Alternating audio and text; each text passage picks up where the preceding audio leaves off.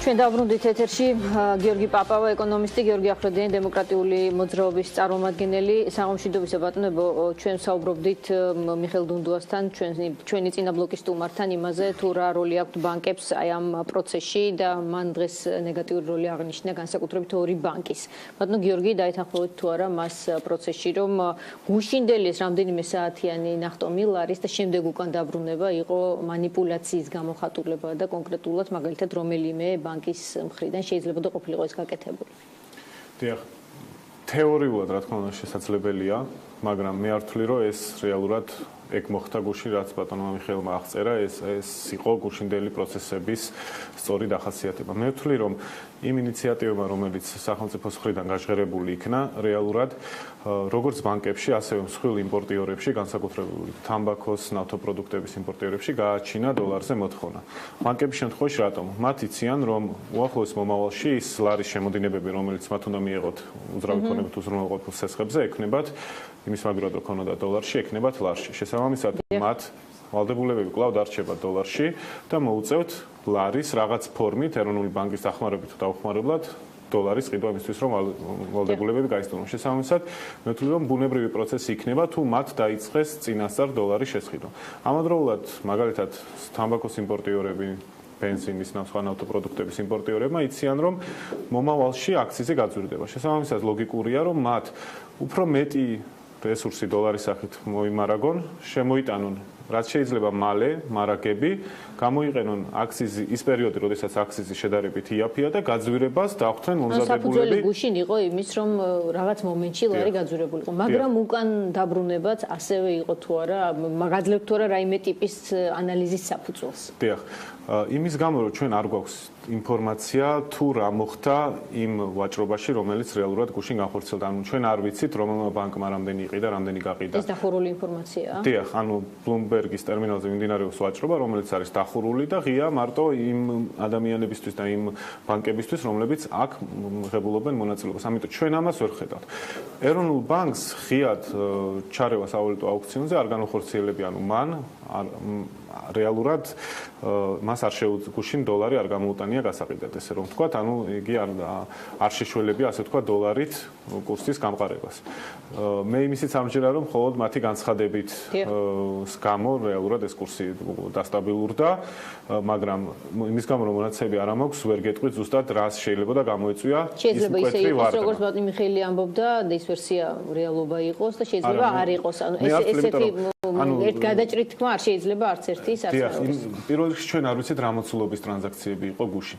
მეორე ჩვენ არ ვიცით ვინ იხერა და ვინ დაზარალდა. ანუ არანაირი ამის ინფორმაცია არ არსებობს. შეიძლება პირიქით ბანკები დაზარალდნენ და იხერა სხვა. ანუ თუ არ გვაქვს ინფორმაცია, მით უმეტეს ანუ ეს ხო ისეთ სისტემა ვიღაცა ყიდულობს, ვიღაც ყიდის, ხო? ამ დოლარი ვიღაცამ გაყიდა იაფად, მე შეძლო გაიყიდა ძვირად. ან პროცესით დაინტერესების შემთხვევაში ამ მისი გარკვევა შეიძლება, ამის ბერკეტები არსებობს. ანუ ეროვნულ ბანკს არა, მე არ ვთვლი რომ ეს უნდა გაკეთდეს, იმიტომ რომ არა, ანუ ზოგადად თუ ეს პროცესი, ანუ ჩვენ მეტი ინფორმაცია გვექნება ამ ვაჭრობის შესახებ, რა თქმა უნდა ეს კარგი იქნება, მაგრამ ამას არ უნდა მიეცეს რაღაც სისხლის სამართლებრივი გამოძიების კუთხე, თორე რეალურად ვთვლი, რომ ის ვაჭრობა, რომელიც ბანკებს შორის იმართება, რაც უფრო გამჭვირვალე იქნება, რა თქმა უნდა, კარგია. ბატონ გიორგი, აჟიოტაჟი, ეს ერთნიშნულად თქვა, აგერ ეროვნული ბანკის ხელმძღვანელი ადასტურებს, რომ აჟიოტაჟი იყო საფუძველი აი ამ კონკრეტული რყევისა გუშინდელი. მე ინტერესებს თქვენი აზრი მთავრობის წილი ამ აჟიოტაჟის შექმნაში რამდენია დაახლოებით, აი პროცენტულად 50, 70, 100, არც ერთი. მოგესალმებით, ნინო, მივესალმებით მაყურებელს. ერთნიშნულოვანია, რომ ასეთი რაღაც მარტივი და უბრალო პროცესი ვერ გახდებოდა გუშინდელი ესეთი რყევის მიზეზი და ვერ მოხდებოდა, თქვათ, რაღაცა მხოლოდ და მხოლოდ გარკვეული მოლოდინების გამო წარმოქმნილი პანიკა, ვერ იქნებოდა ასეთი მასშტაბური ლარის გაუფასურების მიზეზი. ჩვენ ვაკვირდებით უკვე დაახლოებით თვენახევარია არჩევნების შემდეგ, რომ თანმიმდევრულად, ეტაპობრივად უარყოფითი პროცესი მიმდინარეობს ლარის გაუფასურების და აგერ მთელი ოქტომბრის მეორე ნახევრიდან და მთელი ნოემბერი ვაკვირდებით ამ პროცესს. ეს ეტაპობრივად მიდის, ხელისუფლება გვეუბნება, რომ ეს ძალიან კარგია, მართალია ჩვენი ცხოვრება უარესდება ამითი, მაგრამ გვეუბნებია, რომ ეს შესანიშნავი პროცესია და ეკონომიკა მოკლედ წინ მიდის სინამდვილეში, უბრალოდ ჩვენ ვეუბნებთ. და უცებ ერთ დღეში ამდენი პუნქტით დავარდნა ლარის, ბუნებრივია რომ იყო გამოწვეული გარკვეული პროცესით, რომელიც უნდა უკავშირდებოდეს ყველა შემთხვევაში დოლარის დიდი რაოდენობით შესყიდვას. ამ შემთხვევაში მარტშიელობის დონეზე ვართ, მე ვეთანხმები ბატონო, ძალიან ბევრი ინფორმაცია ჩვენთვის არის ხელმიუწვდომელი და მარტშიელობის ეტაპზე ვართ იმ თვალსაზრისით, ვის შეიძლებოდა ეს გაეკეთებინა, ან რა პროცესი შეიძლებოდა ანუ ბიზნეს კორპორაციებს, ბანკებს. მე სიმართლე გითხრათ, ცოტა ნაკლებად მგონია, რომ ეს ბიზნეს კორპორაციების მიერ შესყიდული ამხელა რაოდენობის დოლარის გამო მომხდარიყო. იმიტომ რომ ჩვენთან ქვეყანაში დღეს არ არის ასეთი ბიზნეს კორპორაციები, რომლებსაც ასეთი ზემოქმედება შეუძლიათ ერთ დღეში განახორციელონ ლარის დოლარის შესყიდვით, რაც დოლარს, ასე ვთქვათ, დოლარზე მოთხოვნას გაზრდის და ლარს გაუფასურებს. მე მაინც მგონია და დიდწილად ვარ დარწმუნებული, თუ მარტშიელობაზეა საუბარი, რომ ეს პროცესი ბანკების მონაწილეობის გარეშე არ განხორციელებულა. მაგრამ მე აქ ვერ დავიწყებ ხა ბატონი დონდუასავით მარტშიელობას, რომ აქ არის კონკრეტულად TBC ბანკის ბრალი, საქართველოს ბანკის ბრალი თუ ქართულ ბანკის ბრალიც. იმიტომ რომ კიდევ ამბობ, ხა 20-30-ის ექსპერტმა რაც არ უნდა გვიმკითხოს ჩვენ რომ იცით რა, ის არ მოწონს მას რომ ხელისუფლების ექსპერტს ეძახიან, ეს ფაქტი ასეა და ასე განსაზღვრა ბიძინა ივანიშვილმა რომ 20-30-ის სისტემაში და არასამთავრობო სექტორში დაკავებული ადამიანები მისი ფრთის ქვეშ არსებული არიან, როგორც ექსპერტები, ისე ჟურნალისტები და ასე შემდეგ, ხო? ამიტომაც თუმცა ეს არ უნდა უშლიდეს ალბათ არავის ხელს რომ გამოთქვას თავის მოსაზრება. რა თქმა უნდა, უბრალოდ მოსაზრება აქვს, ალბათ იმიტომაც მოხდა იმ გუნდში რომ ასე ფიქრობ. მაგრამ ეს არ არის ერთი მთავარი მიზეზი, ჩემის აზრით. ეს არ არის მხოლოდ და მხოლოდ ერთი მიზეზი. რა თქმა უნდა, ხელი შეუწყო პანიკას გარკვეულმა პროცესებმა, რაც თქვენ თქვით, ნინო, ეს არის ხელისუფლების მიერ წარმოდგენილი, თუნდაც იგივე 10 პუნქტიანი ის გეგმა, რომელმაც ძალიან სერიოზული აჟიოტაჟი, ძალიან სერიოზული პანიკური განწყობები გააჩინა როგორც ბიზნესში, ისე საზოგადოებაში. ეხლა ბატონი დონდუა კითხულობს, რომ ამ 10 პუნქტიანი გეგმიდან მხოლოდ და მხოლოდ ის წარმოგვიჩინოს, რომ აი 100,000 ლარის ფარგლებში იქნება ლარში აღება კრედიტის. ეს რა თქმა უნდა პოზიტიურად და სახელმწიფოში ესეთი მიმართულებები ძირითადად ეროვნული ვალუტით ხორციელდებოდა. გიორგი, როგორც ვიცი, დიდათ არ ამას ეთანხმება ლარიზაციის ამ კონკრეტულ გეგმას ამ შემთხვევაში თქვენი აზრებიდან ხო დომინანტი ვალუტა ქვეყანაში, ამაზე ორი აზრი არის. მაგრამ აქ ეს არ არის მთავარი ამ 10 პუნქტიან გეგმაში. ამ 10 პუნქტიან გეგმაში არის ძალიან ბევრი პრობლემატური თემა დაწყებული პირველიდან დამთავრებული მეათემდე. თუ ვთქვათ გამოყოფთ აი ამ ერთ კონკრეტულ პუნქტს 100,000 ლართან დაკავშირებით და 2018-დან 200,000 ლართან დაკავშირებით. ანუ ის რომ ვთქვათ, ხელისუფლება გვიცხადებს ჩვენ რომ ეხა ონლაინ სესხებს გავაუქმებ, იმიტომ რომ ეს აზარალებს საზოგადოებას. თქვენ არ გინახავთ ადამიანები დაზარალებული მიკროსაფინანსო ბანკებით, რომლებიც ვეღარ აბრუნებენ იმ კრედიტებს. არ გინახავთ დიდი ბანკები დაზარალებული ადამიანები. ეს ხო არ შეიძლება გახდეს მიზეზი იმისა, რომ ჩვენ ავდგეთ და მიკროსაფინანსოებიც გავაუქმოთ და დიდი ბანკებიც გავაუქმოთ. ქართულ ბანკით დავიწყოთ და ნახოთ ერთი როგორ შედეგს მივიღებთ. ხო აბსურდია. ეს არ შეიძლება იყოს არგუმენტი გავაუქმოთ მიკროს ონლაინ სისტემას. თუმცა აღმოჩნდა რომ ესეც ბოლომდე ზუსტად ნათქვამი არ იყო, ვინაიდან აღმოჩნდა რომ კი არ იკრძალება, არამედ რეგულირდება. მე ვეყნობი პრემიერ-მინისტრის განცხადებას. ეხლა შემდეგ უკვე პრემიერ-მინისტრის განცხადებას როგორ მოგვითარგმნის, თქვა პარლამენტის წევრია, რომელიმე 20-30-ის ექსპერტი, ეს სხვა თემაა. ეხლა პრემიერ-მინისტრი რომ გამოვა და იტყვის რომ არა უკაცრავად მე შემეშალა და გაუქმებაზე კი არ ვლაპარაკობ, არამედ რეგულაციაზე ვლაპარაკობ. რეგულაცია რას ნიშნავს? ჩემთვის რეგულაციის მნიშვნელობა იქნება იმ შემთხვევაში, თუ ამ ონლაინ სესხებთან მიმართებაში რეგულაციის ერთ-ერთი მთავარი მექანიზმი იქნება საპროცენტო განაკვეთის შემცირება. იმიტომ რომ 120% არის წარმოიდგინეთ ახლა ონლაინ სესხზე წლიური გადასახადი პროცენტი. იმიტომ თვიური 10% არის. მიკროსაფინანსო ბანკებს აქვს 2.5-3% დაახლოებით და ბანკებს აქვს წლიური აქვს თლიანად 10%, ხო, 11%, შეიძლება ცოტა მეტიც. ანუ კონკურენციის თვალსაზრისით ახლა ბანკში გაცილებით რთულია აღება კრედიტის, მიკროსაფინანსოში ნაკლებად და იქ კიდევ უფრო იაფი. ამიტომაც თუ შევამცირებთ ჩვენ ახლა მიკროსაფინანსო ბანკების ონლაინ კრედიტების საპროცენტო განაკვეთს, მაშინ უნდა შეამციროს ეს განაკვეთი საპროცენტო საფინანსო მიკროსაფინანსო ბანკმაც და ორგანიზაციამ, ხო? იმიტომ რომ კონკურენცია გაუწიოს ონლაინ სესხებს. თუ შეამცირებს ის ამ პროცენტს, მაშინ უნდა შეამციროს დიდმა ბანკმაც, რომელმაც კონკურენცია უნდა გაუწიოს იმ მიკროსაფინანსო ორგანიზაციებს. ამიტომ აი ხა მივდივართ უკვე ძაღლის თავთან. აქვს კი ამ შემთხვევაში დღეს რეალურად საბანკო სისტემის მმართველ ქართულ ბანკს იმის სურვილი რომ შეამციროს საპროცენტო განაკვეთი. აი ეს არის ამ შემთხვევაში ძალიან მნიშვნელოვანი. არ ამგონია. ამიტომაც რეალურად რომ ვთქვა, დარეგულირება ონლაინ სესხების, რომელიც მართლა ძალიან ბევრ პრობლემას უქმნის საზოგადოებას, მოხდება არა იმის ხარჯზე, რომ ონლაინ სესხების ვთქვა, საპროცენტო განაკვეთის შემცირება მოხდება, არამედ მოხდება იმ მიმართულებით, რომ ჩვეულებრივ სესხებელს ეტყვია, რომ თქვენ ვეღარ აიღებთ ამ შემთხვევაში ამ ონლაინ კრედიტს, თუ არ ჩადებთ თქვა გირაოს, თუ არ დააზღვევთ რაღაცით თქვენს სესხს. და ამიტომაც დღეს გითხრა ეროვნული ბანკის თავმჯდომარემ, რომ ალბათ სავარაუდოდ აბსოლუტური უმრავლესობა ონლაინ სესხებისა, აი ონლაინ კრედიტებისა გადაკეთდებიან მიკროსაფინანსო ბანკებად. ანუ მათ უკვე აღარ ექნებათ ის კონკურენტული მდგომარეობა მიკროსაფინანსო ბანკებთან შედარებით. ანუ ერთ-ერთ კონკურენტს ბანკები ამ შემთხვევაში და მიკროსაფინანსო და დიდი ბანკები მოაშთობენ ონლაინ სესხების თვალსაზრისით. იმის ზოგადად დაარეგულირონ და თვითონაც რაღაცა მოიკლონ, არ მოიკლებენ, მაგრამ ერთ-ერთ კონკურენტს გაანადგურებენ. ბატონო გიორგი, მე მთავრობის ამ კონკრეტულად პუნქტიან გეგმასთან დაკავშირებით ნეგატიური მოსაზრება გაქვთ თქვენ, თუმცა მე მაინტერესებს არის თუ არა იქ რაიმე ესეთი მარცვალი, რომელიც შეიძლება პოზიტივად აქციოს ადამიანმა, მთავრობამ. უпростоრად, აი თქვათ ლარიზაციის კონკრეტულ სულისკვეთებას თქვენი ოპონენტი კი და სტუდიის წარმოდგენელი მეორე ჩემი სტუმარი ეთანხმება. თუმცა მე ძალიან სერიოზული კრიტიკული მიდგომა გვაქვს გიორგი იმასთან დაკავშირებით, რაც შეეხება პუნქტების ჩამოწევას და 30,000 იპოთეკარისთვის დანარჩენი საქართველოს ხარჯზე თქვა. ამაზეც ერთ მნიშვნელოვანი ნეგატიური კომენტარი მომისმენი მხოლოდ ამ ეთერში. მე მაინტერესებს რაიმეს პოზიტივად ქცევა თუ შეიძლება, რომელიმე იდეის ესტონური მოდელის, რომელიც არ ყოფილა ამ 10 პუნქტიან გეგმაში. ერთ-ერთი იყო, ახალი გაჩხრებული არ იყო, უბრალოდ 10-დან ერთ-ერთი იყო, მაგრამ არ არის ახალი ინიციატივა, დანარჩენი ძველი ინიციატივა, რომელიც დეკლარირების დონეზე არის ისევ წესით ინიციატივა. ანუ რეალურად ესტონური მოდელი იყო, რამაც ნაწილობრივ ეს სალიაქოთი გამოიწვია, იმიტომ რომ ესტონური მოდელის გატარებით სახელმწიფო ვეღარ ღებულობს გარკვეულ შემოსავალს მოგების გადასახადიდან. სავალუტო ფონდმა თხოვა, რომ რასაპირებთ, გექნებათ მაღალი ბიუჯეტის დეფიციტი, ეს არ უნდა შეავსოთ გადასახადების ზრდით, ან ხარჯების შემცირებით. გაგვაცანით გეგმა და იმიტომ რომ ესტონური მოდელი გავატაროთ, იმიტომ რომ სავალუტო ფონდმა გვირჩია და სამწუხაროდ ჩემდა გაითვალისწინეს მათი რჩევა, გაზარდეს გადასახადები, თორემ ესტონური მოდელი რომ არ დანერგილიყო, ეს პრობლემაც უხეშად არ გვექნებოდა.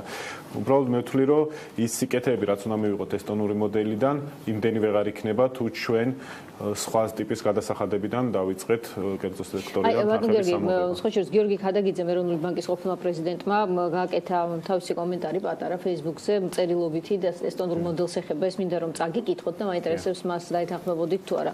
მოკლედ ის ამბობს, რომ ესტონურ მოდელთან დაკავშირებით მოგების გადასახადის გაუქმება არ უნდა შეეხოს ფინანსურ სექტორს, საბანკოს, დაზღვევის სექტორს და ფარმაცევტულ სექტორებს. ეს ინდუსტრიები მისი აზრით ისედაც არ იხდიან არანაირ გადასახადს გარდა მოგებისა და მათ საგადასახადო ტვირთი ისედაც მინიმალურია, ასე ფიქრობს ის. ასევე არ უნდა შეეხოს ის ბუნებრივ მონოპოლიებს, თulis ხადაგიძე, თელას, თბილისის წყალს, ენერგოპროს და ასე შემდეგ ამ ტიპის ორგანიზაციებს, ვინაიდან ასეთი კომპანიები არ იმყოფებიან კონკურენტულ გარემოში მოგების მიღების პროცესში. ასეთი მიდგომა ის ამბობს, არც მემარჯვენე მიდგომა, არც მემარცხენეობა, ეს უბრალოდ გაუგებრობა, რაც ითვალისწინებს ამ წუთში როგორც არის ესტონური მოდელი წარმოდგენილი პერსპექტივაში საქართველოს ბიუჯეტით გათვალისწინებული და კანონმდებლობით გათვალისწინებული. დღისიერი საბიუჯეტო ეფექტი ის ამბობს, ამის შედეგად თუ კი ეს იდეა განხორციელდება, იქნება 150-200 მილიონი დოლარი მყისიერი. ძელვადიანი ალბათ კიდევ უფრო მეტი. გაიზიარებდით ამ მოსაზრებას? მაგ ნაწილიდან რაც შეეხება ფინანსურ სექტორს, მე რამდენადაც ვიცი, ის არც არის გათვალისწინებული, რომ ყოველ შემთხვევაში პირველ ეტაპზე შეეხოს რეალურად ბანკებს, ანუ ის აქ საუბარია იმაზე, რომ მაგალითად DGG-ს სხვა გადასახადებს არ იხდიან ეს უწყებები და რა თქმა უნდა, ამაში არის ლოგიკა, რომ შესაბამისად მათთვის მოგების გადასახადი შენარჩუნდეს იმ სისტემით, რომელიც არსებობს. მაგრამ ეს გაცილებით უფრო დიდი ანალიზის საქმეა, ასე ვთქვათ და მე არ მინდა რომ ზუსტად ეხლა გითხრათ, ვეთანხმები თუ არა, იმიტომ რომ მე ვთვლი რომ აუცილებელია გატარდეს იმ ნაწილში, რაც შეეხება არაფინანსური ინსტიტუტ კომპანიებს, ხოლო რაც შეეხება ბუნებრივი მონოპოლიების კუთხით, მე არ ვთვლი, მე ვფიქრობ, რომ მათაც უნდა შეეხოთ, ხოლო რაც შეეხება ფინანსურ კომპანიებს, ამის ანალიზი მე სრულყოფილი არ მაგაკეთებული და ამიტომ არ მინდა აქ დასკვნის გაკეთება. ესტონური მოდელი არის თუ არა აცდენა ერთ მნიშვნელოვანი ის კონკრეტული ზრდა აქსიზების, ის კონკრეტული ასევე დაანონსებული ზრდა გადასახადის, ვთქვათ, კაზინოებისთვის და მსგავსი ორგანიზაციებისთვის, რაც მთავრობის გეგმაში იყო რამდენიმე ანუ როდესაც ეს რეფორმა დაანონსდა, მაშინ ჩვენ ანუ რეალურად გარკვეული შემოსავალი აღარ აქვს ბიუჯეტს. ამის დაკომპენსირების არსებობს სამი მეთოდი. ან ავიღოთ ვალი, სახელმწიფო მაიღოს ვალი და რაღაც სოციალური ვალდებულებები, რაც აღებული აქვს თავის ხელფასებით და დატოვოს იგივე დონეზე, ასე ვთქვათ, ბიუჯეტი დატოვოს შეუცვლელად, მაგრამ მოიზიდოს სესხი და ამით დააფინანსოს რეალურად ბიუჯეტი. მეორე ვარიანტი არის, რომ გადასახადები გაზარდოს აქციზების სახით ამ შემთხვევაში. მესამე ვარიანტი იყო, რომ უფრო მნიშვნელოვნად შემცირებული იყო ხარჯვითი ნაწილი ბიუჯეტის. მე ვთვლი, რომ მესამე გზა იყო რეალურად აქ ყველაზე სწორი გზა. ის შემცირება, რაც ხდება. მთლიანად შეიძლებოდა, რომ მესამე სექტორს გამოთავისუფლებინა მთელი რესურსი საბიუჯეტო დეფიციტის. დიახ, მე ვთვლი, რომ მთლიანად ამ რეფორმის დაფინანსება შესაძლებელი იყო ადმინისტრაციული ხარჯების, არა ეფექტური სახელმწიფო პროგრამების განხორციელებით იგივე სოფლის მეურნეობაში ან თუნდაც შემცირება 10%-ით ითქვა, თუმცა ფურცელზე ჩვენ ამას ჯერ ვერ ხედავთ. 10% აქ ხაზგასმით უნდა აღვნიშნო, რომ ეს არ არის მთლიანი ბიუროკრატიის 10%. 10% მათ თქვენ რომ ეს არის 100 მილიონი. სინამდვილეში ჩვენ მაგალითად ხელფასებში სახელმწიფო საჯარო უწყებებს და მათ საქონელი მომსახურებაში დაახლოებით იხარჯება 3 მილიარდი ლარი. მისი 10% გამოვიდოდა 300 მილიონი. ეს არ არის ერთადერთი რაშიც შეგვიძლია დაზოგვა. ჩვენ შეგვიძლია დავზოგოთ CIP-ში, AIP-ში, ჩვენ შეგვიძლია დავზოგოთ იმ არაეფექტო პროგრამებში, რომელიც ქვეყანაში ხორციელდება. კი, მას აქვს კონკრეტული ადამიანები, ვინც ისარგებლეს, კონკრეტული კომპანიები, მაგალითად აწარმოეს საქართველოში და ენერგია მომავალი, მაგრამ მე ვთვლი, რომ ეს არ არის ის პროგრამები, რომელსაც დაფუძნებული უნდა იყოს გრძელვადიანი ქვეყნის განვითარება, იგივე თქვა DIAP კრედიტი. მე ვთვლი, რომ ამ კუთხით სახელმწიფო სუბსიდიები უნდა შემცირდეს და რეალურად დაუტოვოთ, ანუ ჩვენ რა ალტერნატივის ქვეშ ვართ, ანუ არიან კომპანიები, რომლებსაც აქვთ მოგება და ჩვენ შეგვიძლია მათ დავუტოვოთ უფრო მეტი რესურსი, ან იმას მაგვირად რომ მათ დავუტოვოთ რესურსი, შეგვიძლია ავიღოთ და სუბსიდირება პროცენტის სახით თუ კონკრეტულად გრანტის სახით ჩავდოთ იმ კომპანიებში, რომლებიც რეალურად ისე არ იქნებოდნენ მომგებიანი. ანუ ეს მიდგომა მე ვთვლი, რომ არასწორია, როდესაც შედარებით ნაკლებად მომგებიან კომპანიების დახმარებით ფიქრობთ, რომ განვავითარებთ ეკონომიკას. რაც შეეხება აკრძალვების თემა, აქ ბევრმა ოპონენტმა უსაყუდურა ხელისუფლებას, რომ ეს პოპულისტური ნაბიჯები იყო ონლაინ სესხების თემა და შემდეგ კორექტირება აი ამ წინადადების, რომ ეს არ იქნება აკრძალვა, ის იქნება რეგულაცია. როგორ ფიქრობთ, აი აქ უფრო შუალედ სადიპოვის მთავრობა და რა იქნება საუკეთესო განსხვავება? მე ვთვლი, რომ ფიზიკურად ვერ აკრძალვა, ანუ ძალიან ძნელია დღევანდელ რეალობაში ონლაინ სესხის გაცემა აიგრძალოს. ანუ ონლაინ სესხს ბანკიც გასცემს, ანუ მოვა შემოთავაზება, დათანხმდები და შენ რეალურად ონლაინ ხდება ეს ტრანზაქცია. ანუ ამის აკრძალვა ვერ მოხდება. ონლაინ სესხის გამცემები არ არიან ის კომპანიები, რომლებსაც რაღაც რესურსი ზიდავენ, ისინი რეალურად თავიანთი თანხებით, ანუ იქ არ აყავთ დეპოზიტარები, არ აყავთ ადამიანები, ვის მიმართაც მათ აქვთ ვალდებულება, ისინი თანხებს არიღებენ მოსახლეობისგან, ისინი უბრალოდ სესხებს გასცემენ. შესაბამისად, აქ რისკი იმისა, რომ ისინი გაკოტრდებიან და ვიღაცა ფულს დაკარგავს, ეს რეალურად არ არსებობს. შეზღუდვას ვერ შეძლებენ, რომც მოიდომონ აკრძალვა განხორციელოთ, რაღაც რეგულაციებს სავარაუდოდ დააწესებენ. პოპულისტურია თუ არა, ამაზე მეტყველებს უბრალოდ თვითონ ახსნაშიც ნათქვამი იყო ბატონი კვირიკაშვილის მხრიდან, რომ ხალხის მოთხოვნა იყო ეს და ამიტომ ახორციელდა და არა რეალურად იმიტომ, რომ ამას რაღაც განსაკუთრებული ეკონომიკური ზიანი აქვს ქვეყანაში. და ფინალში მინდა ვიკითხო ფასების თემა, ერთმნიშვნელოვნად ვეღარ უარყოფს ხელისუფლება, დღეს ბანკის პრეზიდენტმა თქვა, რომ საწვავზე ფასის ზრდა კონკრეტულ რაღაც პროდუქტებზე გამოიწვევს ზრდას ფასის, თუმცა არა ყველაფერზე. ასეთია დამაიმედებელი ნაწილი, ვთქვათ, მისივე განცხადების.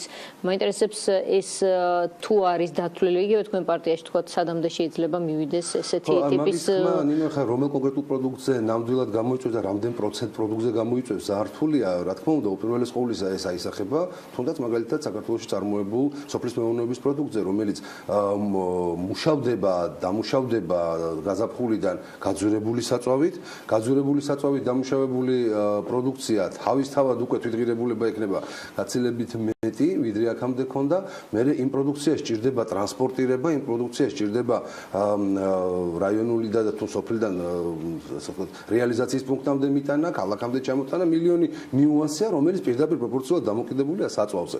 ხა ეს მიდგომა, რომ ვიცით, აი როგორც ხა ონლაინ სესხებზე ვთქვით, რომ ხალხს აზარალებს და ამიტომ უნდა გავაუქმოთ და აქეთ ბევრი სხვა რამეც აზარალებს და მოდით ყველაფერი ის გავაუქმოთ. ეკოლოგიური მდგომარეობას დასახელდა სხვათა შორის და ქალაქის განტვირთვა, სასობების იმისგან, რომ ნაკლები საწვავი გაიყიდება, ნაკლები მანქანა ივლის, იყო ასეთი კონტექსტიც. ძალიან ბევრი რამ შეიძლება გაკეთდეს მანამდე, სანამ საწვავს გავაძვირებთ ხელოვნურად. მანამდე ეკოლოგიური მდგომარეობის გასაუმჯობესებლად. ძალიან ბევრი რამ შეიძლება გაკეთდეს მანამდე და ყველაზე ბოლოს შეიძლება ადამიანმა იფიქროს, რომ მოდი ეხლა მე საწვავს გავაძვირებ, ადამიანები ვეღარ ჩაასხამენ ამ საწვავს მანქანებს და ვეღარ ივლიან და დააყენებენ მანქანებს და ვეღარ ივლიან და ამით უშველით ეკოლოგიას. ხო შეიძლება ისიც რომ 2030 იხდიდა საქართველოს მოსახლეობა ბენზინში, საწვავში და ახლა იხდის ნაკლებს და რა მოხდა თუ უკან დაბრუნდება. ასეთი მოსაზრებები უმრავლესობის მხრიდან მე ამ ეთერშიც მოვისმენთ. ეს ისეთივე აბსურდია, რომ ამით ეკოლოგიას უშველით. როგორც ონლაინ სესხების გაუქმებით ადამიანები აღარ დაზარალდებიან.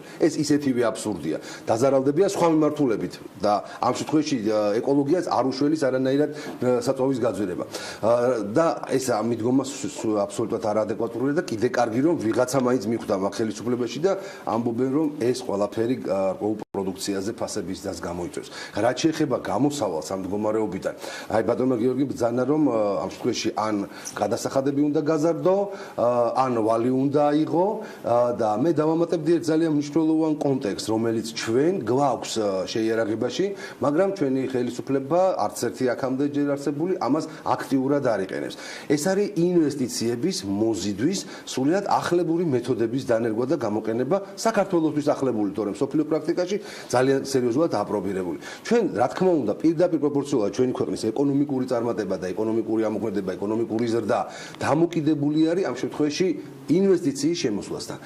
ჩვენ გვაქვს ძირითადად ასე ვთქვათ პირდაპირ ინვესტიციები, როდესაც შემოდის ინვესტორი და კონკრეტულ თანხას გადაიხდის ნაწილს ბიუჯეტში, ნაწილი დაშენებს ვთქვათ რაღაც სასტუმროს, ანუ პირდაპირ ინვესტიციის გამოცდილება გვაქვს. მაშინ როდესაც ჩვენ თავად შეიძლება გავხდეთ ძალიან სერიოზულად ჩვენსავე ეკონომიკაში სერიოზული რამდენიმე მილიარდის მოზიდვის ასე ვთქვათ წინაპირობა თუ შევქმნით, პირველეს ყოვლისა დავიწყებთ იმით, რომ მივიღებთ კანონს სააქციო საზოგადოების შესახებ, რომელიც ძალიან სერიოზულად გაამარტივებს კონკრეტული ბიზნეს კომპანიების მიერ საქართველოში ფასიანი ქაღალდების გამოშვების პროცედურას, ეს ხდება სახელმწიფოს ხელშეწყობილი ყველანაირად და გააჩენს мотиваციას ინვესტორების არა მარტო შემოვიდნენ აქ და თქვა სასტუმრო ააშენონ და მე ის სასტუმრო ან იმუშავებს ან არ იმუშავებს, არამედ ინტერესი და мотиваცია გაუჩინოთ უცხოელ ინვესტორებს, რომ ქართულ ბიზნესში და ქართულ ეკონომიკაში უკვე არსებული კონკრეტული საწარმოების და ბიზნესის ფასიანი ქაღალდები შეიძინონ. პორტფელური ინვესტიციები ყოველთვის უფრო საინტერესო არის ინვესტორისათვის, ფასიანი ქაღალდების შეძენა ყოველთვის უფრო საინტერესოა, ვიდრე მასშტაბური მილიარდიანი ინვესტიციების განხორციელება საქართველოში. ჩვენთან 2008 წლის მერე რეალურად ინვესტიცია აღარ შემოსულა. აი ის ინვესტიცია, რომელმაც ორნიშნა ციფრზე უნდა აიყვანოს ჩვენი ეკონომიკური ზრდა.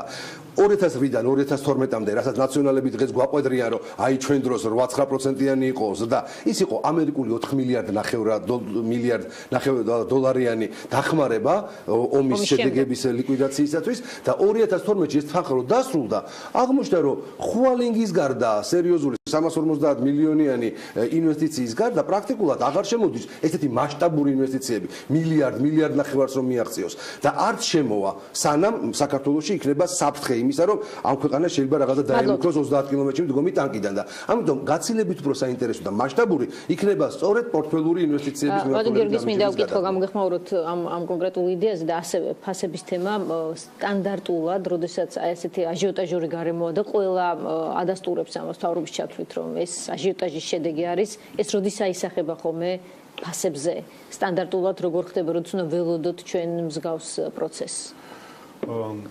აისახება მანამდე, სანამ კანონმდებლობა შევა რეალურად ძალაში, იმიტომ რომ როგორც წესი, როდესაც მე ვიცი, რომ ხვალიდან გაზრდება პროდუქცია, დღეს მას იაფად არ გავყიდი. ანუ რა თქმა უნდა, ფასების ზრდა იქნება ნელ-ნელა შევა ძალაში და იგივე თქვა ბენზინის ფასის გაძვირება, ხოლმე მაშინ არ აისახება, როდესაც კონკრეტულად აქციზი იქნება მაღალი. როდესაც ვიღაცა მიცის, რომ ხვალ ადამიანი გადაიხდის 2 ლარ ნახევარს, დღეს მას 2.20 ბენზინს არ მიაწვდის. შესაბამისად, რა თქმა უნდა, ის პროცესი, რომელიც ფასების გაძვირების იქნება, დაიწყება ეტაპობრივად. უკვე დაფიქსირდა ზე და ანუ ჯერჯერობით მე ვთვლი, რომ ბოლომდე ასახული არ არის, რა თქმა უნდა, გარკვეულ პროდუქციაზე დონეაზე არის, მაგრამ მე მაინც მინდა ვენდო საქართველოს სტატისტიკის დეპარტამენტს და მათი ინფორმაციით ნოემბერში იყო 0.6%-იანი ინფლაცია ჯამურად, რაც არ ნიშნავს, რა თქმა უნდა, არ გაძვირებულა კონკრეტული მაგალითად სურსათის პროდუქცია და ასე შემდეგ, ყოველთვის არის გარკვეული პროდუქცია, რომელიც გაცილებით უფრო სწრაფად იზრდება ვიდრე სხვა პროდუქტი. მაგრამ თვლი, რომ ის რეალურად კურსის ცვლილება და ახალი რეგულაციები უკვე რამოდენიმე თვეში მნიშვნელოვნად აისახება. აქ საუბარი იყო რაზე, პირველ რიგში რა თქმა უნდა გაძვირდება ის რაზეც აქციის იზრდება, თამბაქო, ბენზინი, რა თქმა უნდა ეს გადაეცემა სატრანსპორტო სექტორს და საქართველოს საკმაოდ განვითარებული ავტოგადაზიდვები და მათ, როდესაც მოუწევთ თავარ რესურსზე რეალურად თავიანთი წარმოების საწოლზე მაღალი გადახდა ისინიც გააძვირებენ ტარიფებს და ეს უკვე გადაეცემა სხვა სექტორებსაც. შეიძლება კონკრეტულ სურსათში რომელიმე შინაკლები წილი იყოს ტრანსპორტის ხარჯის, მაგრამ რაღაც ცილედით მასაც შეეხება. მე მგონია რომ აქ ყველაზე მნიშვნელოვანი საკითხი რაც უნდა დაისვას არის ის ანუ ამ 10 პუნქტიან გეგმასთან უბრალოდ არ მინდა რომ გამოტო ის, როდესაც ჩვენ ბანკებს ვეუბნებით, რომ დოლარის მაგურად შემოსავლები გექნება ლარში. ამაზე ეროვნული ბანკი ამბობს, რომ ჩვენ ამას პირდაპირი მეთოდით მივაწვდით და ეს გავლენას არ მოახდენს. ნახსენები იყო დღეს ერთ-ერთ კომენტარში იყო ბატონი არჩილ მესტვირიშვილი, რომელიც აღნიშნა, რომ რეპო ოპერაციებით მოხდება ამის მიწოდება. მე ვთვლი, რომ ეროვნულ ბანკს აქვს ვალდებულება გაცილებით უფრო დეტალურად განმარტოს ის მექანიზმი, რომლითაც აპირებენ ამ უცხოური ვალუტის მიწოდებას, იმიტომ რომ ჯერჯერობით ასე თუ ისე ეს შტაბ-შტილებას ტოვებს, რომ რეალურად რაღაც დროში გაწერილი ინტერვენციების სახე ექნება და თუ ეს ესე იქნება, მაშინ მნიშვნელობა არ აქვს კლიენტი გადაახურდავებდა ლარს დოლარში და ის გაზრდიდა მოთხოვნას დოლარზე თუ ბანკები გაზრდიან მოთხოვნას დოლარზე, იმიტომ რომ რეალურად ვალდებულებები დოლარში იქნება. დიახ, და ძალიან მოკლედ მინდა აქ ბანკების მომგებიანობაზე. მე ვთვლი, რომ საქართველოს საბანკო სექტორი ერთ-ერთი მნიშვნელოვანი სექტორია. ის დონდოს ეხმაურებით ახლა თქვენ. ანუ კონკრეტულად ბატონ მიხეილს არა, მაგრამ მინდა რომ არ დარჩეს მაყურებელს ისე შტაბ-შტილება თითქოს მეც წინააღმდეგი ვარ საბანკო სექტორს. მე ვთვლი, რომ მათ ძალიან მნიშვნელოვანი წვლილი აქვს, შეუძლიათ შეიტანონ იმაში, რომ ქვეყანა სწორი მიმართულებით განვითარდეს. შეიძლება იყოს წლები, როდესაც ისინი მაღალ მოგებაზე იმუშავებენ და ეს ზოგადად განვითარებადი ქვეყნების ხასიათებელია, რომ ისინი მაღალი პროცენტები იმიტოა, რომ რეალურად რისკი ამ ქვეყანაში ოპერირების უფრო მაღალია. ეს რისკი ხან გაამართლებს და ისინი მიიღებენ მოგებას, მაგრამ ხანდახან არ გაამართლებს. 2012 წელთან როცა ვადარებთ, შეგვიძლია პროცენტო განაკვეთებსაც შევხედოთ 2012 წლიდან და მნიშვნელოვნად შემცირებულია. ისიც შეგვიძლია გავიხსენოთ, რომ ალბათ ყველა მაყურებელს ყავს რამოდენიმე მეგობარი, რომელთანაც ბანკმა ბოლო რამოდენიმე თვის განმავლობაში დაურეკა და უთხრა, რომ რეალურად საპროცენტო განაკვეთს ცესხებზე შეგიმცირებთ. ანუ რეალურად თლად ისეც არ არის, რომ ეს ბანკები რაღაც უპასუხისმგებლოდ ეკიდებიან და მათ ინტერესშიც არის ის, რომ მათი ცესხებელი იყოს რეალურად გადახელუნარიანი და თლიანი რაღაც ამ მერყეობაში მათზე გადაბრალება არ იქნებოდა სწორი. დიდი მადლობა ჩემს სტუმრებს, გიორგი პაპავას, გიორგი ახვლედიანს, რომლებიც პასუხობდნენ ჩვენ შეკითხვებს. ჩვენ მოდით მაინც იმედი ვიქონიოთ, რომ ნოემბრის, უბრალოდ დეკემბრის პირველი 2 დღე იყო ის მაქსიმუმი, როდესაც ლარმა თავისი რეკორდი მოხსნა და ეს მომავალ კვირაში აღარ გაგრძელდება და არ მიიღებს ტენდენციის სახეს.